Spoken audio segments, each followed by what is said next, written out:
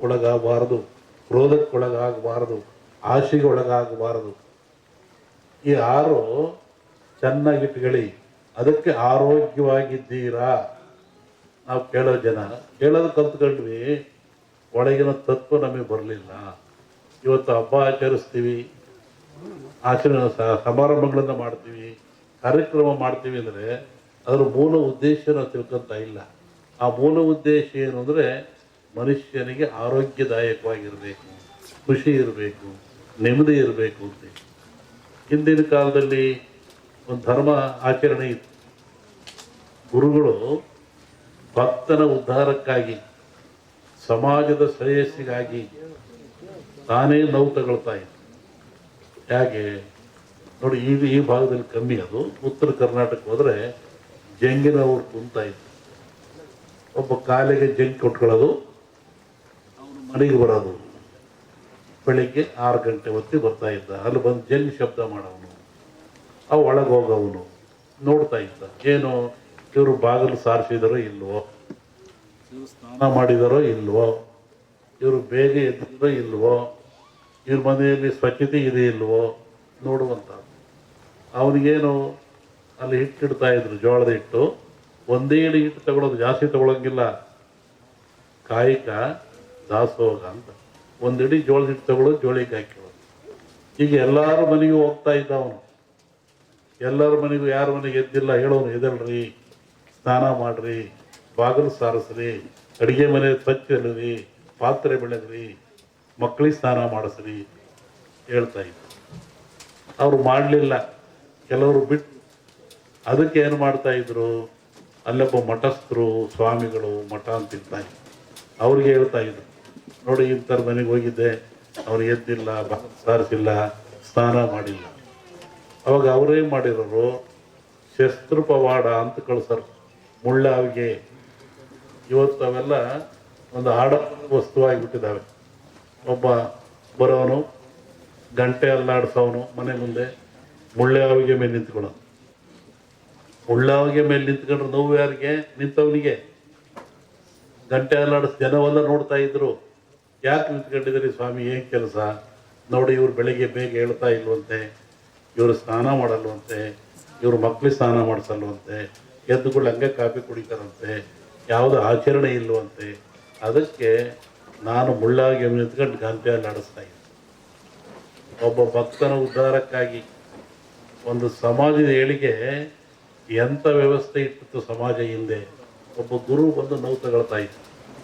ಅವಾಗ ಅವನು ಬಂದು, ಇಲ್ಲ ಸ್ವಾಮಿ, ಇನ್ಮೇಲೆ ಹಂಗೆ ಮಾಡಲ್ಲ ನಾನು ಅಂತೇಳಿ ಅವ್ರಿಗೆ ನಮಸ್ಕಾರ ಮಾಡಿ 4 ಕಾಣಿ ಕೊಡ್ತಾ ಇದ್ದ. ನೋಡಿ, ಕಾಯಕ ಸಿಕ್ಕಾಪಟ್ಟ ದುಡ್ಡು ತಗೊಳಂಗಿಲ್ಲ. ಒಂದಿಡಿ ಹಿಟ್ಟು ಅವಂದು, 4 ಕಾಣಿ ಇವನಷ್ಟೇ ಇಳಿದು ಹೋಗ್ತಾ ಇತ್ತು. ಅದಕ್ಕೂ ಮೀರ್ತಿದ್ರು ಕೆಲವರು.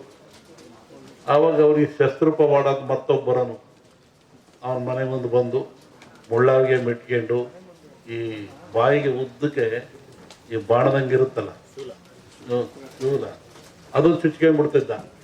ರಕ್ತ ಬೀಳ್ತಾ ಇತ್ತು. ಮತ್ತೆ ಗಂಟೆ ಅಲ್ಲಾಡಿಸೋನು. ಎಲ್ಲ ಜನ ಸೇರೋರು, ಯಾಕೆ ಇವನು 500 ಬೆಲೆ ಕೊಡಲ್ವಂತೆ, ಆ ಪೂಜೆನೂ ಮಾಡಿಲ್ವಂತೆ, ನೋಡಪ್ಪ ಇವನು ಅಂತ. ಹಂಗೆ ನೀನು ಯಾಕೆ ನಾವು ತಗೊಳ್ತೀಯ? ಅವರ ಉದ್ಧಾರಕ್ಕಾಗಿ. ಇವು ಮಠಗಳು, ಮಾನ್ಯಗಳು, ಹಿರಿಯರು ಒಂದು ಸಮಾಜವನ್ನು ಸಿದ್ಧುವಂಥ ಸಂಕೀರ್ಣ ಆದರ್ಶ ತತ್ವಗಳು. ಅವನು ನೋವು ತಗೊಳ್ತಿದ್ದ, ಮತ್ತೆ ಅವನು ಕೆಳಗಿಳಿತಾ ಇದ್ದ, 1 ರೂಪಾಯಿ ತಗೊಂಡು ಹೋಗ್ತಾ ಇದ್ದ. ಇಂತಹ ಒಂದು ವ್ಯವಸ್ಥೆ ಈ ಸಮಾಜದಲ್ಲಿ ಇತ್ತು. ಇವತ್ತು ಅದು ಯಾವುದೂ ಇಲ್ಲ. ಇವತ್ತು 500 ಕರಿಯರು, ಸ್ವಾಮಿಯರು ಕರಿಯರು, ವಾರ ಕರಿಯರು, ಹಬ್ಬಕ್ಕೆ ಕರಿಯರು, ಅಲ್ಲೂ ಇಲ್ಲ. ಈಗ ಹುಟ್ಟಿದಾಗ ಸತ್ತ 2 ಸತಿ ಕರೀತಾರೆ. ಅದು ಇದು ಇಲ್ಲೂ ಗೊತ್ತಿಲ್ಲ. ಆದ್ರೆ ಇವತ್ತು ನಮ್ಮ ಜಗದೀಶು ನೋಡ್ರಿ, ಎಂಥ ಒಂದು ಸಂಪ್ರದಾಯ ಇವ್ರ ಮನೇಲಿ 400 ವರ್ಷಗಳಿಂದ ಒಂದು ದೇವಿಯ ಆರಾಧನೆ ಮಾಡ್ತಾ ಎಲ್ಲ ಭಕ್ತಗಳಿಗೆ ನಾಡಿಗೆ ಸಮೃದ್ಧಿ ಆಗ್ತದೆ, ನಾಡಿಗೆ ಮಳೆ ಬೆಳೆ ಬರ್ತದೆ, ನಾಡಿಗೆ ಆರೋಗ್ಯ ಬರ್ತದೆ, ಒಂದು ಶಕ್ತಿ ಬರ್ತದೆ. ಆರಾಧನೆ ಮಾಡ್ಕೊಂಡ್ಬಂದು ಇವತ್ತು 25ನೇ ವರ್ಷ ಮದುವಾಗಿ ಒಂದು ಬಾಗಿಣ ಕೊಡ್ತಾ ಇದ್ದೀವಿ ಎಲ್ಲರನ್ನು. ಇಲ್ಲಿ ನೋಡ್ರಿ, ಬಾಗಿಣ ಅಂದ್ರೆ ಮದುವೆ. ಮದುವೆ ಅಂದ್ರೆ ಏನು? ಮಾಂಗಲ್ಯ ಅಂದ್ರೆ ಏನು? ಸೀರೆ ಅಂದರೆ ಏನು, ಆನಂತರ ತಲೆ ಕಟ್ತಿರೋದು ಬಾಸಿಂಗ ಅಂದರೆ ಏನು, ಎಲ್ಲವಕ್ಕೂ ಅರ್ಥ ಇದೆ. ಬಾಗಿಣ ಹೆಣ್ಣು ಮಕ್ಕಳಿಗೆ ಕೊಡ್ತಾರೆ. ಏನು ಬಾಗಿನ, ಬಾಗಣ ಅಂತೀವಿ ನೋಡಿ. ಬಾಗಿನ, ಬಾಗಿ ನಡೆಯಬೇಕು ಮಗಳೇ. ತಾಯಿ ತನ್ನ ಮಗಳಿಗೆ ಹೇಳ್ತಾಳೆ ವರ್ಷ ವರ್ಷ ಕೊಟ್ಟು. ಅದ್ರಾಗ ಏನಿರುತ್ತೆ, 2 ಮೊರ ಇಟ್ಟಿರ್ತಾರೆ. ಅದರೊಳಗೆ ಒಂದು ತರಕಾರಿ ಹಾಕಿರ್ತಾರೆ, ಒಂದು ರವಿಕೆ ಹಾಕಿರ್ತಾರೆ, ಒಂದು ಹಣ್ಣು ಹಾಕಿರ್ತಾರೆ, ಒಂದು ಕನ್ನಡಿ ಇಟ್ಟಿರ್ತಾರೆ, ಅಮುನಕ್ಕೆ ಅರಿಶಿನ ಕುಂಕುಮ ಇಟ್ಟಿರ್ತಾರೆ. ಅದನ್ನು ಪೂಜೆ ಮಾಡಿಕೊಡ್ತಾರೆ. ಅಂದರೆ ಮಗಳು ತಾಯಿ ಹೇಳ್ತಾಳೆ, ಆ ತರಕಾರಿ ಇಲ್ಲ ಅಂತ ಗಲಾಟೆ ಮಾಡಬೇಡ, ಸೀರೆ ಇಲ್ಲ ಅಂತ ಗಲಾಟೆ ಮಾಡಬೇಡ, ಉಪ್ಪಿಲ್ಲ ಅಂತ ಗಲಾಟೆ ಮಾಡಬೇಡ ಮನೇಲಿ. ಇವೆಲ್ಲ ಸಂಸಾರದ ಗುಟ್ಟು, ಸಂಸಾರದ ಮೌಲ್ಯಗಳು. ಅಲ್ಲಿ ಸುಖವಾಗಿರಬೇಕಾದ್ರೆ ಇವೆಲ್ಲ ತಿಳ್ಕೋಬೇಕು ನೀನು. ಅದನ್ನೇ ಬಾಗಿ ನಡೆ ಮಗಳೇ. ವರ್ಷ ವರ್ಷ ಕೊಡುವಂಥದ್ದು ಎಂತಹ ಸಂಪ್ರದಾಯ ನಮ್ಮಲ್ಲಿದೆ. ಯಾವ ಸಂಪ್ರದಾಯ ಇಲ್ಲಿಯೂ ಇಲ್ಲ. ಈ ಸಂಪ್ರದಾಯ ಜಗತ್ತಿನದ್ದು ಎಲ್ಲೂ ಈ ಥರ ಸಂಪ್ರದಾಯ ಇಲ್ಲ. ಈ ಬಾಗಣ ಕೊಡುವಂಥದ್ದು. ಸೀರೆ ಕೊಡ್ತಾರೆ, ವರ್ಷಕ್ಕೊಂದು ಕಾಯ್ಕಣ ಅಂತಾರೆ. ಸೀರೆ ಅಂದ್ರೇನು? ಯಾವುದು ಶೀಲವನ್ನು ಮುಚ್ಚುತ್ತದೆ ಅದನ್ನು ಸೀರೆ ಅಂತ ಕರೆದರು, ಅದನ್ನು ಪತಿರ್ವತೆ ಎಂದು ಕರೆದರು.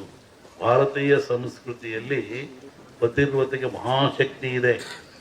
ಪರಮಾತ್ಮನೂ ಹೆದರ್ತಾನಂತೆ. ಇಂತಹ ಶೀಲ ನಿಂದಾಕಬೇಕು ಅಂತೇಳಿ ತಾಯಿ ಸೀರೆಯನ್ನು ಕೊಡ್ತಕ್ಕಂಥ ಎಂಥ ಮೌಲ್ಯ ಇದೆ.